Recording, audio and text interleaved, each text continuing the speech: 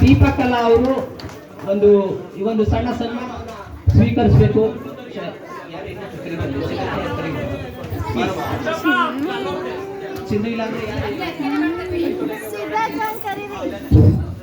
ದೀಪಕಲಾ ಅವರು ಸುಮ್ಮನೆ ತಮಾಷೆಗಳಲ್ಲ.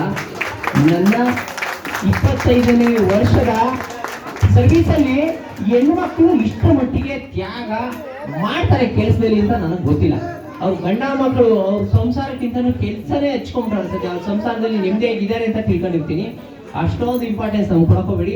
ಎಷ್ಟು ಕೆಲಸಕ್ಕೆ ಎಷ್ಟು ಇಂಪಾರ್ಟೆನ್ಸ್ ಕೊಡಬೇಕೋ ಅಷ್ಟೇ ಕೊಡಿ. ಮನೆಯವ್ರಿಗೆ ಇಂಪಾರ್ಟೆನ್ಸ್ ಕೊಡಿ. 24 ಗಂಟೆ ಅಂಗಡಿ ಇರ್ತೀರಲ್ಲ, ನಿಮ್ಗೆ ಏನ್ ಋಣ ಇದೆ? ಯಾಕೆ ಅಷ್ಟೊಂದು ಪ್ರೀತಿ ನಮ್ಮ ಮೇಲೆ? ಕಸ್ಟಮರ್ ಮುಗ್ಯೋವರೆಗೂ ಮನೆಗೆ ಹೋಗಲ್ಲ.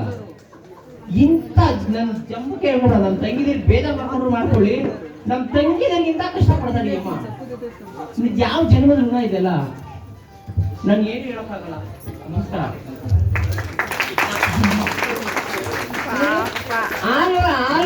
ಯಾವ ಕೆಲಸ ಕೊಟ್ಟರು ಮಾಡ್ತಾರೆ, ಯಾವ ಕೆಲಸ ಕೊಟ್ಟರು ವರ್ಷ